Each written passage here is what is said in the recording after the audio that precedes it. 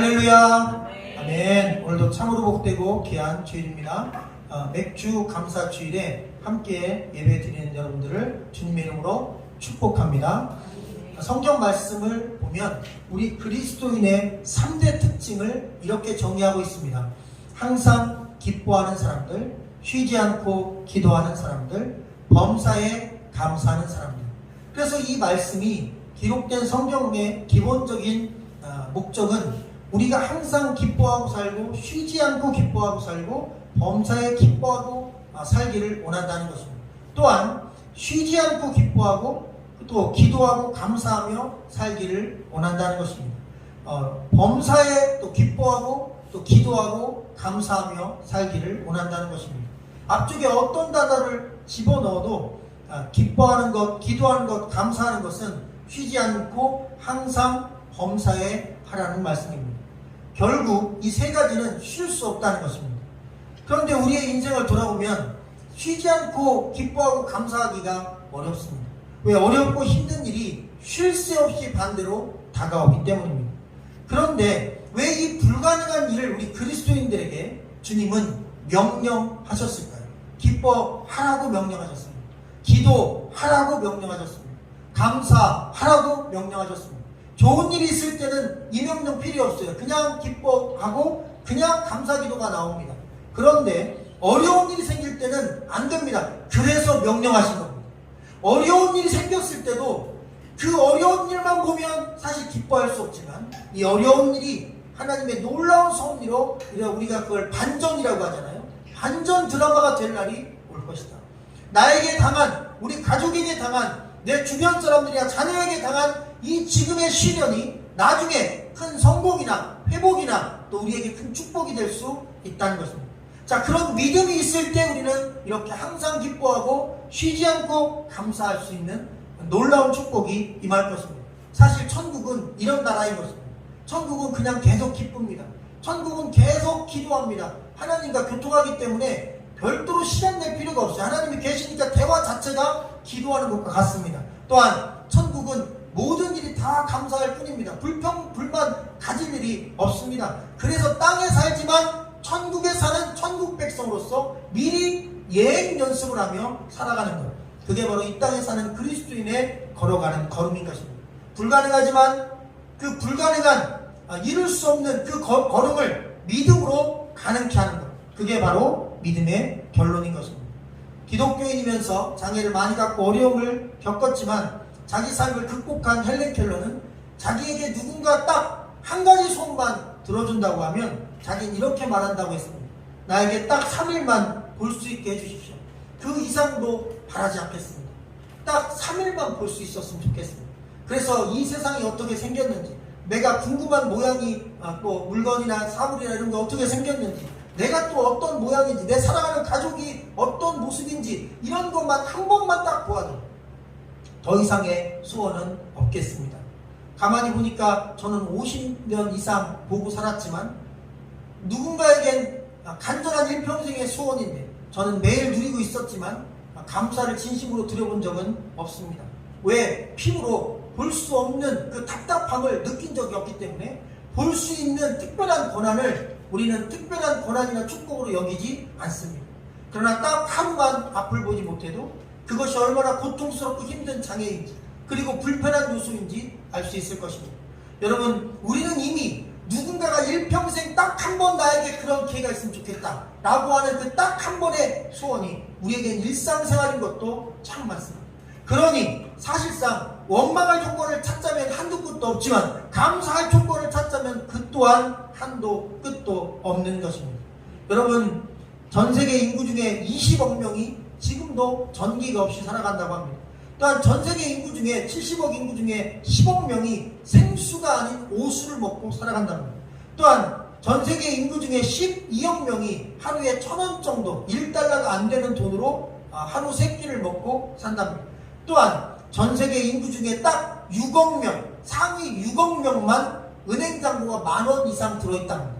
은행잔고가 10,000원 이상 들어있는 사람이 70억 인구 중에 6억 명, 한 7, 8%밖에 안 되는 아주 적은 인원이 그 정도로 갖고 있다는 것입니다. 그러니 사실 이런 보편적인 조건으로 볼 때 이 대한민국에서 우리가 누리고 있는 지금의 이 풍요로움은 모든 인류가 한 7, 80% 되는 전 세계 인구가 굉장히 꿈꾸는 삶인 것입니다. 하루 세끼 배불리 먹고 저녁에 에어컨 끼고 잠잘 수 있고 또 겨울엔 히터 틀고 잘 수 있고 따뜻하게 시원하게 원하는 대로 온도를 조절하며 먹고 자고 마실 수 있는 의식주가 해결된다면 그리고 365일 24시간 어느 곳에 가든 편의점이 있어서 마음껏 필요한 것들과 먹을 걸 구입할 수 있는 안전한 나라 어느 곳을 가도 우리는 총 맞아 죽을 위험이 없는 전 세계에서 가장 안전한 나라 중에 한 곳에 살고 있다는 것만으로도 사실 우리는 굉장히 많은 것을 이미 누리고 있습니다. 성경을 연구하며 참으로 놀라운 평소에는 생각하지 않았는데 이번 주에 제가 깨달은 진리가 하나 있습니다. 여러분도 한번 보십시오. 성경 어디에도 감사한 것에 대하여 예를 들면 감사했다고 해서 상을 준다는 말씀은 없습니다. 참 놀랍게도 신약성경에도 너희가 기도할 때 은밀한 중에 기도해라. 만약 은밀한 중에 기도하지 않으면 사람들에게 드러내고 자랑스러워 기도하면 하늘의 상이 없다고 했어요. 반대로 역으로 뒤집으면 뭐예요? 기도하면 상이 있다는 것이죠. 은밀하게 기도하는 자에게 상이 있다는 것. 반대로 또 구제라는 것, 어려운 자를 돕는 것, 그것도 넌 은밀한 중에 한 손이 하는 일을 한 손이 모르게 할 정도로 그렇게 은밀한 중에 도와라. 그 선을 은밀한 중에 행했을 때 하늘에 상이 있다. 그런데 나팔을 불지 마라. 만약 네가 좋은 일을 했다고 착한 일을 했다고 사진 찍고 광고하고 떠들어대면 하늘에 상이 없다는 거죠. 그럼 구제도 상이 있다는 거예요. 선행도 상이 있다는 거예요. 그런데 감사는 상이 있단 말이 없어요. 감사는 그냥 칭찬뿐이 내가 너밖에 감사한 사람이 없구나. 그렇게 주님이 칭찬한 거지 하늘에 감사를 했으니 상급이 쌓인다 이런 말이 없어요. 그런데 여러분 기도하면 하늘에 상이 쌓인답니다. 여러분 구제하고 어려운 사람 돕는 게 하늘에 여러분 저축하는 걸로는 최상급이라는 것입니다. 그런데 감사는 하늘에 상 쌓는 거랑 아무 관계가 없대요. 그러면 도대체 하나님 왜 땅에 살면서 우리가 감사해야 되는 것입니까? 하나님을 위해서입니까? 아니면 누구 때문입니까? 성경 말씀에는 한마디로 확실하게 우리가 범사에 감사할 이유가 하나님 때문이 아니라 나 때문이라고 하는 것입니다. 여러분 이스라엘 백성들도 감사가 없어서 망한 것입니다. 여러분 감사를 잃어버리면 사람이 망하는 것입니다. 입에 불명, 불평, 원망, 부정적인 걸 달고 살면 결국 그것 때문에 그 인생이 망한다는 것입니다. 내가 감사하면 하나님께서 좋은 게 아니라 내가 좋은 것입니다. 내 삶이 그 감사를 고백한 것 때문에 내 삶이 변화되고 내 마음이 바뀌고 생각이 바뀐다는 것입니다. 마귀는 그래서 가장 강력하게 감사를 방해합니다. 할 수만 있으면 마귀가 하는 최고의 최상의 일은 우리 마음속에 불평과 원망이 튀어나오게 만드는 것입니다. 사소한 것도 크게 불평하게 만들고 사소한 것도 크게 원망하게 만들고 큰 일도 감사 못하게 만들고 그것이 마귀가 하는 일입니다. 그래서 마귀는 불편한 현실을 보게 하고 하나님은 불편한 중에도 감사의 조건을 찾게 만듭니다. 결국 우리가 무엇을 선택할지를 결정해야 합니다. 어떤 환경과 어려움 속에서도 감사의 조건을 볼 수 있는 복된 눈이 있기를 주님의 이름으로 간절히 축원합니다. 7월 29일 일가족이 차량 안에서 익사한 사고가 있었습니다. 한 달 넘게 자취가 묘연했고 그리고 제주도 한 달 살기 한다고 선생님한테는 체험학습도 내고 갔는데 결국 10살짜리 어린 아가가 엄마 아빠와 함께 죽음으로 돌아왔습니다. 또 오늘 또 뉴스를 보니까 가족들도 장례 치러주는 것을 싫어해서 장례도 치르지 못하고 그냥 비공개 화장으로 해서 이미 이게 유골함에 담긴 것입니다. 그러니까 아무도 찾아가지 않는데요. 나중에 언론이 잠잠해지고 아무도 취재를 오지 않을 때 조용히 몰래 찾아가겠다고 소리 없이 언론에 자기들 노출되는 거 원하지 않는다고 친인척들도 나서기를 꺼려해서 결국 쓸쓸하게 화장터에 그냥 시신들만 들어간 아픔이 있었습니다. 이유를 여러 가지로 예측했을 때 물론 본인들이 한 말이 아니니까 모르겠지만 어쨌든 과도한 빚 플러스 우울증 때문이었다고 잠정적인 결론을 내렸습니다. 사실 그깟 돈 때문에 목숨을 버리고 자기 자녀까지 그렇게 할 수 있느냐라고 말할 수도 있지만 그깟 돈 때문에 고생한 분들은 그깟 돈이 얼마나 사람에게 큰 충격과 아픔을 주는지 빚 독촉 전화를 받고 카드 대금 독촉 전화를 받고 그리고 최고장을 받고 집을 뺏기고 차를 뺏기고 내게 가진 모든 것들을 뺏겼을 때, 사회적인 모든 걸 잃었을 때 그때 받는 그 충격과 아픔은 생명을 버려야 되나라는 고민을 자동적으로 갖게 만드는 어려운 일인 것입니다. 그런데 여러분 참 놀랍죠. 그런 어려움 속에서 어떤 경우 이렇게 어려운 선택을 하고 정말 안타까운 소식을 전해주기도 하고, 또 어떤 경우에는 그 어려움 중에도 그걸 뚫고 지나가는 경우도 있습니다. 오늘 우리가 마주한 이 맥주 감사의 말씀은 사실 우리 삶 속에 어떤 환경과 조건 속에서도 우리가 어떻게 마음을 갖고 감사하며 살지, 또 그 감사의 삶의 결과가 어떤 어려움을 극복할지에 대한 귀한 메시지를 전해주고 계십니다. 자, 16절 말씀 우리 같이 읽어볼 텐데요. 여러분의 음성으로 함께 시작. 맥주절을 지키라. 이는 내가 수고하여 베푸는 것에 처하는 열매를 거두니라. 사람들을 지키라. 이는 내가 수고하여 이룬 것을 정말 밭에서부터 거두어 저장하니라. 아멘. 맥주절을 지키라 이렇게 말씀하고 있습니다. 이 맥주절을 지키라는 말씀에 순종하여 우리는 맥주 감사 예배로 매년 7월 첫째 주에 딱 정해져 있습니다. 성탄절처럼 이 맥주 감사가 7월 첫 주로 정해져 있어요. 왜냐하면 지난 6개월에 대하여 돌아보며 감사하고 다른 앞으로 다가올 6개월을 준비하는 마음에 딱 1년에 딱 중앙쯤 됐을 때 맥주절을 지킵니다. 여러분, 이 맥주절의 배경은 사실 성령이 강림한, 신약에서는 성령 강림절이고 구약에서는 사실상 율법의 말씀을 시내산에서 받은 날입니다. 그리고 이 기념일인 맥주감사는 광야 40년 동안 이스라엘 백성들이 만나만 먹고 살았는데, 하늘에서 내리는 비가 끼는 만나만 먹고 살았는데, 하나님께서 가나안 땅에 40년 만에 들어가 첫 번째 씨를 뿌리고 첫 번째 추수를 했는데, 그게 가장 먼저 곡식을 거둔 게 바로 이 열매였습니다. 그래서 이 첫 번째 뿌려서 거둔 이 열매에 대하여 하나님 앞에 감사하며 40년 만에 처음으로 우리 힘으로 농사져서 우리 힘으로 거둔 곡식을 하나님께 드린 것입니다. 여러분, 40년간 아무것도 못하고 하나님이 주신 양식을 먹다가 40년 만에 내 힘으로 농사를 지어 경제활동하여 수입을 얻은 것입니다. 근데 그 첫 번째 얻은 것을 하나님께 드렸어요. 여러분, 이게 얼마나 귀한 것인지 모릅니다. 40년 동안 한 번도 농사 지은 적이 없는 사람들이 40년 만에 처음 농사를 져서 처음 거둔 첫 번째 가장 실한 곡식을 자기 입에 넣지 않고 하나님 앞에 먼저 드린 것입니다. 유대인들은 그래도 그런 중심의 하나님 우선순위의 마음들이 살아있었던 것입니다. 하나님께서 그 마음을 유지하고 가라고 하신 것입니다. 어떤 환경과 상황에서도 먼저 그 수확이 적든 많든 관계없이 수확할 수 있는 것 자체에 감사하고, 그리고 그 감사의 기회를 가지고 감사하고, 또 그 날을 굳이 정해서 감사하라고 하죠. 어떻게 보면 억지로 감사하는 것입니다. 여러분, 억지로 감사하는 게 과연 무슨 의미가 있겠는가라고 생각할 수 있지만, 여러분, 억지로라도 감사의 날짜를 정하고 상황을 정했기 때문에 그때 그냥 감사하는 거예요. 원래는 상황을 보면 감사할 수가 없어요. 왜? 좋은 일이 그때 없어요. 그런데 좋은 일은 없고 나쁜 일도 있고 막 불평이 나온 상황인데 그날 감사의 날로 하나님 정해놓으셨어요. 그래서 그날은 그냥 무조건 감사하는 거예요.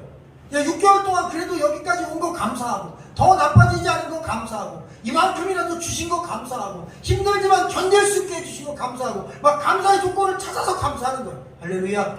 그런데 그 감사가 나를 살린다는 거죠. 만약 그때 원망을 하고, 그때 불평을 하고, 그때 저주하고, 그때 더 부정적인 생각을 가지면 마귀는 그걸 틈타서 결국 우리 목숨까지 노린다는 거죠. 그런데 그런 상황임에도 불구하고 우리가 감사로, 반전으로, 오히려 말씀 따라 힘들고 어렵지만 할 수 없지만 감사로 나가면 여러분, 마귀가 틈탈 기회가 없는 거예요. 여러분, 감사는 마귀의 길을 차단하는 바리케이트입니다. 원망은 하나님의 은혜를 차단하는 바리케이트입니다. 그래서 하나님의 말씀은 우리에게 감사로 우리의 주어진 인생을 하나하나 차곡차곡 상황과 환경에 관계없이 치러 나가라고 하는 것입니다. 한번 따라볼까요? 범사에 그래서 감사해야 합니다. 할렐루야. 근데 여기서 나온 아주 중요한 게 첫 번째 맺은 이 열매를 하나님께 드리라는 거예요. 첫 번째 수확한 거. 구약성에 보면 아벨이 하나님 앞에 예물을 드리고 제사를 드립니다. 그런데 이 아벨의 제물에는 첫이라는 단어가 들어있습니다. 아벨은 양의 첫 새끼와 그 기름 이랬으니까 첫자가 한 번 들어있지만 양과 기름에 다 첫자가 들어가는 겁니다. 양도 첫 새끼고 기름도 첫 번째 짠 것입니다. 그러니까 두 가지 다 첫 번째 나오는 거예요. 가장 첫 번째 얻은 가장 귀하고 흠없는 것을 먼저 하나님 앞에 드린 거예요. 여러분 잘 보세요. 이 첫 번째 양이 더 비싼 건 아닙니다. 여러분 뭐 꼭 첫째가 다 대단히 뛰어난 건 아니에요. 제가 첫째입니다. 그렇다면 제가 제 동생보다 뛰어나다 그런 건 아닙니다. 둘째가 더 뛰어난 경우도 있어요. 셋째가 더 뛰어난 경우도 있습니다. 첫째로 태어났다 해서 꼭 뛰어난 건 아니에요. 근데 왜 어른들은 장남, 장자, 장녀를 둘째, 셋째보다 더 귀하게 여길까요? 이유가 있습니다. 여러분 부모는 그 첫 번째 낳은 자식이 누가 뭐라고 해도 가장 그래도 그때 받았던 그 감동이나 기쁨이 커요. 첫 번째 낳은 자녀가 주는 그 기쁨이란 둘째, 셋째하고는 조금 비교가 안 되는 무언가 있습니다. 말로는 설명이 안 돼요. 그래서 어쩔 수 없이 장남, 장녀인 거예요. 여러분 그래서 이 첫째는 그가 뭐 대단하든 뭐 가치가 있든 그런 관계 없어요. 그냥 첫째라는 것 자체가 가치가 있는 거예요. 처음 것이라는 것 자체가 가치가 있는 거예요. 그래서 저도 태어나기 전에 어머님이 우리 아들 첫째는 주혜종입니다 이렇게 서원을 하신 거잖아요. 뱃속에 있을 때 저랑 상의한 적이 없습니다. 어머님이 미리 저를 이렇게 잉태하면서 바로 첫 것은 주의 것이다. 근데 제 동생도 주의 것이 됐어요. 왜? 둘째도 기왕이면 주의종 되라 해서 우리 집은 자녀가 태어나면 남자들은 다 주의종 되라고. 그래서 그냥 역사적 사명을 띠고 아들 둘이 다 주의 길을 간 거예요. 셋째 낳았으면 걔도 신학교 갔을 거예요. 피할 길이 없어요. 왜? 하루도 쉬지 않고 새벽마다 어머니가 그 기도만 했어요. 새벽 4시 반에 교회 가서. 제가 조금 커서 어머니 새벽 기도를 따라가 봤거든요. 한 40분 걸어가야 교회가 있었습니다. 옛날 시골교회는 다 그랬어요. 한 30-40분 그 어두운 밤길을 어머니가 혼자 다니신 거예요. 근데 제가 초등학교 되니까 아침에 엄마가 일어나면 집에 혼자 있기 그러니까 엄마 따라간 거예요. 동생은 할머니랑 할아버지랑 자라가고. 그럼 가서 보면 기도할 때 꼭 자녀를 위해 기도할 때 주의 종 되라고 기도하시더라고요. 근데 그 기도가 헛것이 아닌 거예요. 열매를 맺은 주의 종이 된 거예요. 딴 길로 가려도 소용없어요. 뭐 다른 전공을 선택해도 대학원은 신학대학원입니다. 그래서 결론은 목사 안수예요.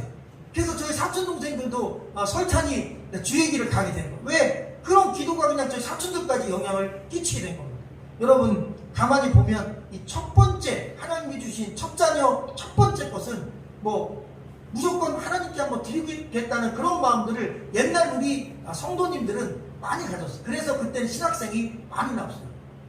여러분 이렇게 첫 번째 것은 사실 마음을 담은 거예요. 아벨이 농사를 졌습니다. 인류 역사상 처음으로 일반 농사가 아닌 낙농업을 한 것입니다. 그런데 그 낙농업을 해서 처음으로 새끼가 생겼고 그 새끼를 처음으로 딱 낳았어요. 근데 그 새끼가 얼마나 귀하겠습니까? 인류 역사상 첫 번째로 사람이 낙농업을 해서 첫 번째 새끼가 나오는 거예요. 그 첫돈 말이에요. 그럼 하나님께 드릴 때 그게 가격으로 사실 얼마나 비싸겠어요. 그 새끼 양 한 마리가 별거 아니죠. 근데 마음이 다른 것입니다.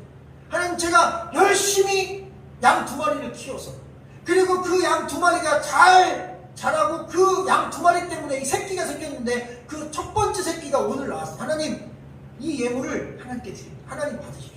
이것은 제 피땀이고 제 마음이고 제 정성이고 제 중심입니다. 저는 하나님이 우선순위에 있습니다. 첫 번째가 하나님입니다. 이런 고백이니까 하나님 기뻐하십니다. 하나님이 예물을 본다고요? 아니요. 만약 예물을 보면 돈 많이 드린 사람 하나님 기뻐하시겠죠. 헌금 액수가 작은 주일학교 아이들 뭐 100원짜리 1000원짜리 헌금을 하찮게 여기시겠죠. 그런데 하나님은 그 물질이 아니라 담긴 마음을 보신다는 거죠. 그것이 너의 첫 것이냐는 거예요. 금액과 액수 그런 건 하나님께 아무런 도움이 안 됩니다. 하나님은 돈이 필요 없는 분이에요. 그 마음을 받으시겠다는 거예요. 거기에 담긴 너의 마음이 첫 것이냐는 거예요. 처음 마음이냐는 거예요. 항상 예배를 드리며 또 우리가 하나님 앞에 나오며 우리의 마음이 하나님 앞에 첫 것이 되기를 주의 이름으로 간절히 축원합니다. 여러분 왜 감사가 명령인가 수없이 고민해 봐도 아주 확실하게 답은 나옵니다. 광야 40년 동안 이스라엘 백성들은 모두 다 광야에서 죽었습니다. 한 달이면 들어갈 길을 40년간 걸었어요. 이유는 계속 원망하고 계속 불평한 거예요. 사람들은 하나님이 그들을 저주했다고 하는데 아닙니다. 한번 여러분 진짜 내가 아침부터 저녁 때까지 원망만 한번 해보십시오. 불평만 해보십시오. 만약에 근심만 갖고 그냥 하루 종일 부정적인 생각만 해요. 그러면 결론은 우울증입니다. 결론은 우울증 약을 먹습니다. 결론은 어쩌면 나쁜 선택을 할 수도 있습니다. 사람이란 게 어떻게 말하고 어떻게 생각하느냐가 내 삶이 어떻게 되느냐의 결과를 낳습니다. 그래서 말과 생각은 곧 내 삶의 현실이 된다는 것입니다. 이것은 여러분 영적인 것이라기보다는 하나님이 이 땅에 있는 또 이 우주에 있는 모든 생명체의 정의는 영적인 원리와 같은 것입니다. 그래서 성경은 그 원리를 가르쳐주는 거예요. 기왕이면 어렵고 힘들어도 당장 보기에는 부정적인 환경이어도 태풍이 불어도 감사하며 한번 뚫고 지나가봐라. 희망을 갖고 한번 뚫고 지나가봐라. 전능하신 하나님 믿고 한번 가봐라. 내가 너의 삶을 급반전시켜준다고 한번 나를 믿어봐라. 할렐루야. 남들은 파도만 보지만 파도 너머에 있는 하나님의 새로운 섭리를 봐라. 그런 것입니다. 할렐루야. 사람들은 눈앞에 있는 파도를 보지만 믿음의 사람은 그 파도 너머에 여전히 서 계신 예수 그리스도를 바라볼 수 있는 것입니다. 베드로는 파도를 보고 빠졌지만 결국 파도 너머에 주님은 여전히 서 계셨다는 사실을 몰랐던 것입니다. 영적인 그런 원리를 우리는 말씀을 통해 깊이 깨닫게 되기를 주님의 이름으로 간절히 축원합니다. 우리의 삶 가운데 지금은 없어졌지만 과거 우리나라는 보릿고개라는 게 있었습니다. 근데 그 보릿고개가 바로 지금 이 시기와 같습니다. 첫 번째 수확물이 나오기 전, 이른 봄에 나오는 첫 수확이 나오기 전, 바로 지난 가을에 축적했던 모든 저장 양식이 겨울에 다 끝나고 봄이 되면서 이 첫 수확이 나오기 전 4, 5월달 요 어간에 여러분 먹을 게 없는 거예요. 그래서 들에 있는 풀이나 나물 뜯어 먹고 이런 사람이 먹을 수 없는 것들을 먹어가며 어렵게 견뎌냈던 바로 그 기간이 보릿고개입니다. 이스라엘 백성들도 다를 게 없어요. 전년도에 준비했던 양식이 다 떨어지고 이제 보리가 뭔가 이게 미리 싹이 나서 막 결실을 내기를 막 기다리는데 그게 양식이 안 기다려지고 떨어지는 거죠. 그러면 그 첫 번째 나온 양식이 얼마나 애타게 그립겠어요. 근데 그게 나왔어요. 먹어야 돼요. 근데 그걸 먼저 하나님께 드리는 거예요. 쉬운 건 아닙니다. 왜? 그동안 너무 굶주리고 있었고 힘들었는데 첫 번째 나온 걸 먼저 하나님께 드리고 그 다음에 나온 걸로 자기의 줄임배를 채운다는 것은 삶의 상당한 우선순위를 하나님 앞에 두지 않으면 할 수 없는 고백인 것입니다. 그리고 오늘 우리가 읽은 이 말씀은 또 깊은 영적 진리가 있었어요. 항상 말씀을 볼 때마다 저는 깜짝깜짝 놀랍니다. 하여튼 이 설교도 수십 번을 목회하면서 했을 겁니다. 그런데 이번 주에 이 말씀도 새롭게 저에게 다가왔고 깨달아졌어요. 왜냐하면 우리가 오늘 이 본문 말씀은 이스라엘 백성들이 출애굽한 이후에 마지막 단계에서 주신 말씀이 아니고 아직 40년 끝난 게 아니고 이게 앞부분에 하나님 율법을 주시는 과정에 주신 말씀인 거거든요. 근데 이 맥주절을 지키라는 말씀을 맥주절을 지킬 수 없을 때 주신 거예요. 여러분 이게 얼마나 앞뒤가 안 맞습니까? 앞으로 3, 40년 지나야 가나안 땅에 들어가고 그것도 들어가서 씨를 뿌리고 몇 달이 지나야 곡식이 나와요. 만약 올해 가나안 땅에 들어가고 올해 이 말씀을 주셨다면 그건 말이 맞죠. 그런데 그 가나안 땅에 가려면 아직도 3, 40년이 남았어요. 아직도 수십 년이 남았어요. 근데 미리 여러분 출애굽기 23장에 이 말씀을 미리 주신 거예요. 그 일이 일어나려면 아직도 많이 남았는데 수십 년이 남았는데 미리 주셨어요. 미리 감사라는 거예요. 이 말씀은 우리에게 참으로 놀라운 영적인 비밀을 가르쳐 주십니다. 믿음은요 시간에 관계없이 우리의 삶 가운데 놀라운 감사를 허락할 수 있다는 거죠.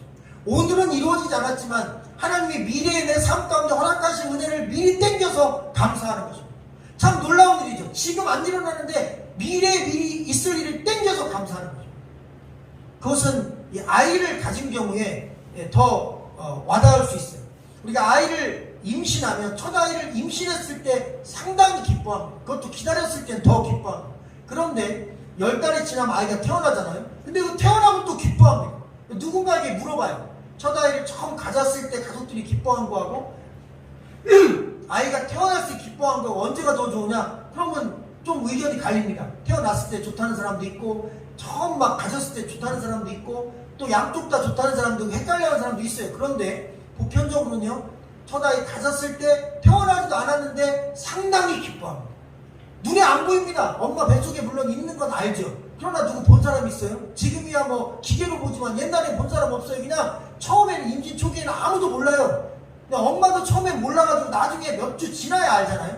그런데 왜 보이지도 않고 볼 수도 없고 그리고 10개월이나 지나야 태어날 아이를 내 뱃속에 잉태했다고 해서 기뻐할 수 있느냐? 여러분 40년 전에 미리 주님께서 주님 23장을 통하여 미리 여러분 몇 주 전을 잉태케 하신 것입니다.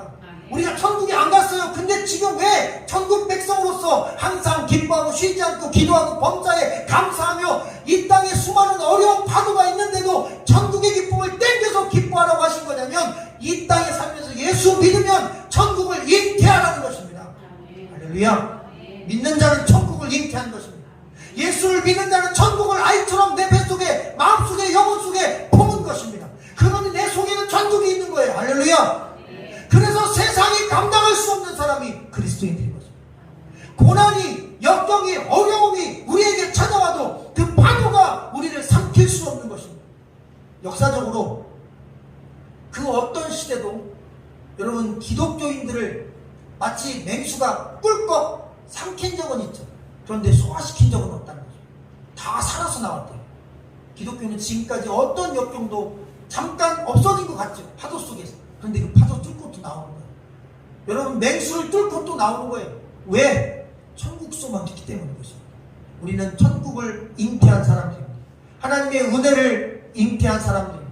그러니 감사하며 주님 앞에 나가는 것입니다.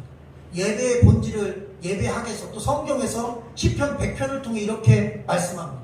감사함으로 그의 문에 들어가며 찬송함으로 그의 궁정에 들어가서 그에게 감사하며 그의 이름을 송축할지어다. 할렐루야. 한번 따라합시다. 감사함으로 그 문에 들어가자. 할렐루야. 여기에서 이 게이트 문은 예배로 들어가는 문인 것입니다. 여러분 예배는 감사의 축제인 것입니다. 예배를 통해 말씀을 통해 우리는 하나님이 우리에게 베푸신 은혜를 깨닫는 것입니다. 오늘 우리가 읽은 이 맥주절은 사실 오순절 50일 되는 날이라서 맥주절, 오순절, 칠치절 이렇게 말하는데 그 오순절이라 하면 그 첫 번째 날은 6월절이라는 날입니다. 그 6월절, 오순절 그리고 이 맥주절인 오순절에 와서 결국에는 하나님이 감사하라 말씀하셨는데 왜 그러냐면 6월절 날 예수님이 우리를 위해서 피 흘려 죽으셨기 때문인 것입니다. 그리고 그분의 이름으로 우리가 구원을 받았고 그리고 50일이 지난 다음에 제자들에게 성령이 임한 것입니다. 그래서 여러분 이 맥주절은 사실상 하나님이 우리에게 구원을 베풀고 우리에게 성령을 주신 매우 귀한 감사의 날인 것입니다. 그래서 여러분 예배는 바로 그와 같이 우리를 구원하신 은혜에 감사하고 우리에게 천국 소망을 품게 하신 은혜에 감사하고 이 땅에 살 수 있는 힘을 주신 은혜에 감사하는 감사의 시간인 것입니다. 예배는 하나님이 베푸신 은혜를 깨닫고 감사하는 시간입니다. 이렇게 정의할 수 있는 것입니다. 이스라엘 백성들은 원망하고 불평하고 날마다 그렇게 살다가 결국 그들이 말한 대로 광야가 그들의 무덤이 되었습니다. 여러분 원망과 불평은 모든 인간의 무덤인 것입니다. 감사는 부활의 문인 것입니다. 그러니 감사는 선택해야 될 게 아니라 반드시 해야 될 명령의 순종인 것입니다. 그래서 주께서 우리에게 감사를 명령으로 주셨습니다. 환경이나 감정 따라가지 마라. 그러면 원망과 불평의 파도에 묻히게 됩니다. 그래서 항상 우리는 환경과 여러분 우리 삶 가운데 있는 어떤 감정에 집중하지 말고 하나님 말씀에 집중해서 우리의 행동이나 삶을 선택하는 것입니다. 말씀은 항상 감정이나 환경을 넘어서는 하나님의 놀라운 명령형 말씀으로 우리에게 항상 쉬지 말고 범사에 감사하라고 말씀하십니다. 이런 말이 있습니다. 유대인들이 절기를 지킨 것이 아니라 절기가 유대인들을 지켰다는 것입니다. 왜? 절기가 있었으니까 그나마 감사했다는 거예요. 내가 절기를 지키는 게 아니라 이 절기가 나를 지키는 거죠. 여러분 주일을 내가 지키는 것 같죠? 아니요. 주일이 우리를 지키는 것입니다. 여러분 주일이 없으면 그나마 우리 신앙생활 가물어집니다. 주일이 없다면 주일을 지키려는 의지를 가질 수도 없습니다. 그래서 우리가 주일날 교회 와서 예배를 드리고 주일을 지킨다고 생각하지만 이 주일이 존재하기 때문에 내가 영적으로 보호받는 것입니다. 하나님의 은혜를 입는 것입니다. 하나님의 말씀 우리가 지키는 게 아닙니다. 말씀이 우리를 지켜주십니다. 그 말씀이 나의 보호자가 되십니다. 그래서 늘 그 좋으신 나를 지키시고 보호하시고 구원하시는 주님을 의지하는 저 여러분 되시길 주의 이름으로 간절히 축원합니다. 한신대에 오영식 총장님이라는 분이 계십니다. 저도 과거에 이분 스토리나 이야기를 많이 들었어요. 또 한신대 교수님들 중에 저희 학교에 출근한 분들이 여러 계시고 그 중에 참 놀랍게도 제가 학부 때 들었던 교수님, 대학원 때 들었던 교수님 두 분 다 총장님 되셨고, 이 오영식 총장님은 그분들 앞쪽에 총장님이 되신 분입니다. 이분이 해남에 사셨는데, 해남에서도 읍내가 아니라 아주 시골에 살았습니다. 그런데 아버지가 머슴이었어요. 우리 학생들은 잘 모르지만 머슴이라는 게 있었어요. 밥 세끼만 먹고 월급은 없고 부잣집에서 그냥 사는 거예요. 그래서 월급이 없으니까, 돈이 없으니까 자녀들이 초등학교를 나오는데, 국민학교를 나오는데 중학교를 못 가는 거예요. 중학교에 그때 월사금이라는 게 있었어요. 그 돈을 못 내면 교복을 못 사면, 그리고 책을 못 사면 학교에 못 가는 거예요. 그래서 학교는 가까이 있는데 못 가요. 근데 너무나 이 영식이는 그때 어린아이였으니까 학교가 가고 싶었죠. 머리도 좋았고 공부도 잘했는데 아빠가 머슴이고 집안에 돈이 없어 공부를 못해. 하나님께 기도했습니다. 하나님, 공부하고 싶어요. 그래서 주일학교 선생님한테 이렇게 상담을 해. 선생님, 저 공부하고 싶어요. 그랬더니 선생님이 이렇게 조언해줬대. 하나님께 기도하라고. 하나님이 반드시 우리 영식이 도와주실 거라고. 뭐 틀린 말씀이 아니죠. 근데 순수하게 그는 믿었어요. 진짜 믿음을 가진 거예요. 그래서 교회 가서도 기도했지만, 그러면 하나님께 내가 편지를 써야지. 어린아이가 얼마나 순수합니까? 편지를 썼네요. 옛날에는 누구 전상소 이랬어요. 하나님 전상소. 소자, 영식이는 어느 땡땡 해가지고 아빠가 머슴이고 뭐 이렇게 해가지고 공부를 하고 싶은데 돈이 없으니까 도와달라고, 중학교 가고 싶다고, 하나님 꼭 소원 들어주세요. 영식이 올림 해가지고 봉투에 넣어서 딱 해서 자기 주소를 쓴 다음에 하나님께, 그러고 우체통에 집어넣은 거예요. 그러니까 사실 누구에게 가야 돼? 하나님께라고 써놓고 지 주소를 썼는데, 우체부 아저씨가 옛날에는 직접 가져가잖아요. 딱 보니까 가관인 거예요. 우편번호도 없고 보니까 하나님께 써 있어요. 그래서 이제 이 우체부가 참으로 지혜로운 사람이었어요. 딱 보니까 동네 애들 다 알잖아. 영식이 어린애고 가난하고 어려운 애인데 애기가 쓴 건데 집에다 돌려주긴 좀 그래. 그런데 보니까 하나님께라고 썼어. 본인은 하나님을 몰라요. 하나님은 어디 계실까? 교회에 계시겠지. 그래서 우체국에 있는 해남읍으로 돌아와서 해남읍에도 눈에 띄는 제일 큰 교회 갔다가 목사님한테 전해줬어요. 내가 이런 이상한 편지를 받았는데 하나님이 어디 계신지 몰라. 교회에 계실 것 같아서 왔으니까 목사님 이것 좀 받아주세요. 그래서 해남 읍내에 있는 한 목사님이 그 편지를 받았습니다. 그분이 이준목 목사님이라는 분이었어요. 그리고 그 편지를 읽어봤는데 내용이 아까 그 내용이었어요. 공부를 하고 싶은데 돈이 없습니다. 하나님 공부하게 도와주세요. 믿고 기다리겠습니다. 영식이 올림. 끝. 그렇게 해서 끝났어요. 근데 이 목사님이 그거를 읽으면서 마음속에 이런 마음이 드는 거예요. 왜 굳이 나에게 이 편지가 왔을까? 하나님은 왜 굳이 이 편지를 내가 이렇게 하셨을까? 영식이의 편지를. 그 많은 해남 읍내 많은 교회 중에 왜 우리 교회로 우체부 아저씨가 가져왔습니까? 하나님의 뜻이 아닌가? 하나님이 이 아이를 공부시키라는 한 메시지가 아니라 참 감사한 거예요. 그걸 하나님의 음성으로 여러분 마음에 움직이는 진짜 영감의 메시지로 들은 거예요. 그래서 영식이를 찾아갔답니다. 부모에게 허락을 받았대. 이 아이가 중학교, 고등학교로 공부할 때까지 우리 교회와 내가 보장해 줄 테니까 보내라. 그래서 시골에 있다가 읍내로 나와서 읍내에 있는 어떤 기관에서 먹고 자가면서 중학교, 고등학교를 졸업하고 한신대에 들어가고 대학원을 갔는데 공부를 너무 잘하는 거예요. 그래서 장학생으로 스위스 바젤 대학에 들어가고 박사학위를 마치고 학교에서 바로 픽업돼가지고 교수로 생활하다가 총장이 되셔서 은퇴하십니다. 아주 유명한 한국계 목사님들이 자주 예화로 사용하시는 이야기인데 여러분 실화입니다.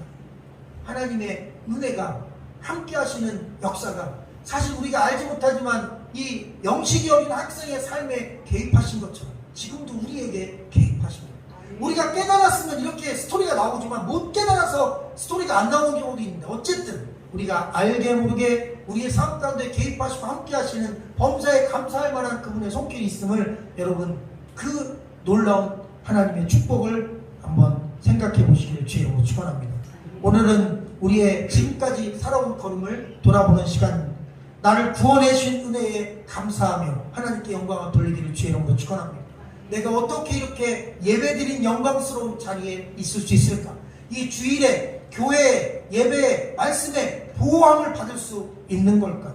그리고 나에게 먹고 살 수 있는 힘을 주신 지금까지 살아볼 수 있는 힘을 주신 하나님께 감사합니다. 나를 보호해 주시고 내 삶을 지금까지 지켜줘서 지금 내가 살아 숨쉬게 하신 은혜에 감사하며 하나님께 영광 돌리는 복된 감사의 사람들 되라는 하나님의 말씀이었습니다. 기도하겠습니다. 감사함으로 그의 문에 들어가며 찬송함으로 그의 궁정에 들어가서 그에게 감사하며 그의 이름을 송축할지어다. 감사로 제사를 드리는 자가 나를 영화롭게 하나니 그의 행위를 옳게 하는 자에게 내가 하나님의 구원을 보이리라. 항상 감사하라. 쉬지 말고 감사하라. 범사에 감사하라. 이것이 너희를 향해 정한 나의 뜻이니라. 생명의 주님, 땅에 살지만 하늘을 품기를 원합니다. 생명의 주님, 천국에 갈 시간, 천국을 경험할 시간이 아직 수십 년 남았지만 마치 이스라엘 백성들이 가나안을 경험하고 첫 번째 곡식을 직접 거두어 하나님 앞에 정상적인 맥주 감사를 드리기 수십 년 전에 미리 그 감사를 잉태케 하시고 그날까지 준비하며 미리미리 받을 축복에 감사하는 훈련을 시켜주신 주님, 우리의 삶 가운데 잃어버린 감사를 회복하게 하여 주시옵소서. 마귀는 없는 것에 집중하게 하고 마귀는 불편스러운 일에 집중하게 하고 마귀는 파도를 보게 하고 그 너머의 주님을 못 보게 우리의 시선을 막고 생각을 답답하게 가로막습니다. 그러나 말씀은 우리의 눈을 열어주시고 파도 너머를 보게 하시고 또한 우리가 아직 경험하지 못한 미래를 미리 땡겨서 감사함으로 기뻐하며 하나님 앞에 영광 돌리고 예배하게 하는 전능하신 주님, 그 놀라운 영적인 눈을 우리에게 허락하여 주사 하나님이 우리에게 주실 것에도 감사하게 하시고 주신 것에도 감사하게 하시고 그리고 우리의 삶 가운데 기약이면 하나님이 우리에게 베푸신 은혜를 볼 수 있는 영적인 눈을 허락하여 주시옵소서. 너무 어려운 시기입니다. 여기저기에서 슬픈 소식, 안타까운 죽음의 소식, 또한 인생 포기의 소식, 자포자기의 소식, 원망하고 불평할 만한 수많은 조건들이 마치 큰 파도처럼 소나기처럼 그렇게 몰려오는 그러한 뉴스들을 듣습니다. 주여, 우리의 마음과 영혼을 요동케 하는 부정적인 소리에 흔들리지 않도록 굳건한 감사의 믿음을 우리에게 주시옵소서. 천국을 잉태한 믿음을 우리에게 주시옵소서. 그리고 날마다 쉬지 않고 범사에 감사하며 주어진 삶에 감사의 위대한 고백으로 하나님 우리의 삶을 승리로 살아가도록 축복하여 주옵소서. 모든 것 주께 맡기고 예수님 이름으로 감사하며 간절히 기도하옵나이다. 아멘.